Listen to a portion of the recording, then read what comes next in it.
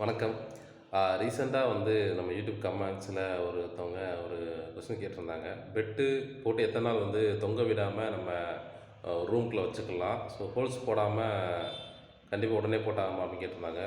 First bed போட்டு முடிஞ்ச அளவுக்கு தொங்க விட பாருங்கள் செட்டுக்குள்ளே. இல்லை நீங்கள் ஏதாவது ரூமில் ஏதோ ஒன்றுல ஸ்பேஸ் எல்லாம் வைக்கிறீங்கன்னா, முடிஞ்ச அளவுக்கு ஒரு 3 ஆர் 4 டேஸ்க்குள்ளே அதை ரிமூவ் பண்ண பாருங்கள். முடிஞ்ச அளவுக்கு தொங்க விடுறதுனால ஃபார்மிங் நல்லாயிருக்கும், எந்த ஒரு கம்ப்ளைண்ட் வராது. தொங்க விடாமல் நம்ம கீழே போட்டு அடுக்கிறதுனால ஒரு பெட்டுக்கு மேலே ஒரு பெட்டு ஃபுல்லாமே பட்டு இதுன்றனால அந்த இடத்துல டெம்பரேச்சர் க்ரியேட் ஆக சான்ஸ் இருக்குது.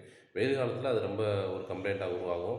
ஸோ அதில் கண்டாமினேஷன்ஸ் வரக்கு நிறைய சான்சஸ் இருக்குது. முடிஞ்ச அளவுக்கு பெட்டு போட்டு தொங்க விட பாருங்கள்.